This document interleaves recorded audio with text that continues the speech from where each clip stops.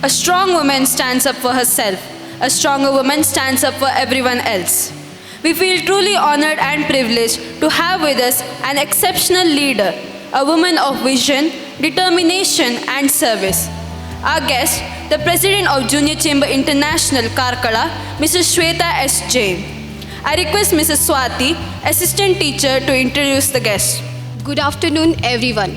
It gives me immense pleasure to introduce a dynamic leader, an inspiring entrepreneur, and a dedicated community contributor, Mrs. Shweta S. Jain, the 52nd President of JCI Karkala and the second woman to hold this esteemed position. Shweta Ma'am's journey with the JCI family began 18 years ago when she stepped into the organization as a junior JCI member while still a 9th grade student.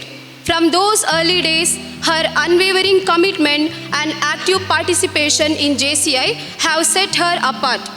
In 2013, she served as the JCRT president, and soon after, she took on the role of junior JCI coordinator. Her leadership capabilities were further recognized when she was elected as a secretary of JCI Karkala for 2 consecutive terms in 2022 and 23. Where she fulfilled her responsibilities with excellence and enthusiasm. Her contributions extend beyond JCI. She is a respected judge for school and college events, a dedicated member of the Karkala Red Cross Society, and a recognized entrepreneur.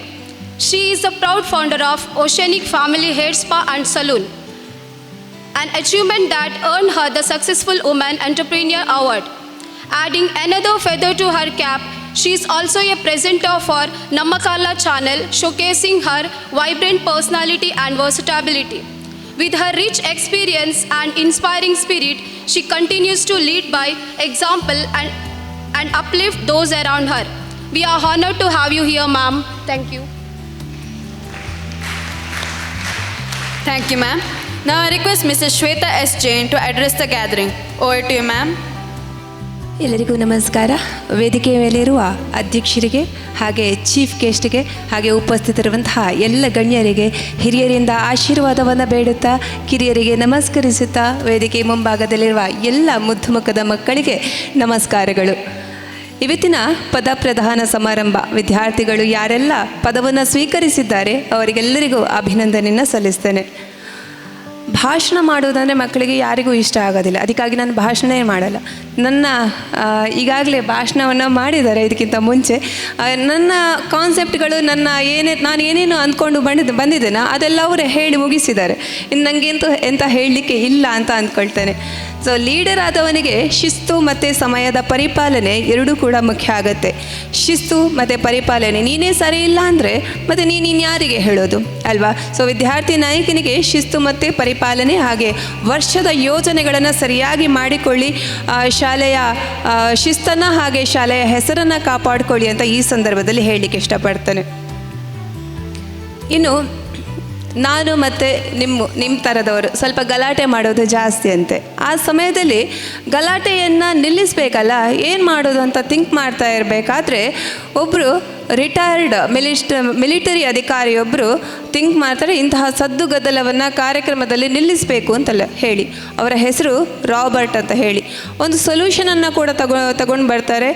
Robert rules of order ಅಂತ, ಅದು ಪಾರ್ಲಿಮೆಂಟಲ್ಲಿ pass ಆಗುತ್ತೆ. ಹಲವಾರು ಸಭೆಯಲ್ಲಿ ಕಾರ್ಯಕ್ರಮಗಳಲ್ಲಿ ಅದನ್ನು ಅನ್ವಯಿಸ್ತಾರೆ. ಅದೇ parliament ಅಂತ ನಾವೀಗ ಏನು ಮಾಡ್ತಾ ಇದ್ದೇವೆ ಅದೇ.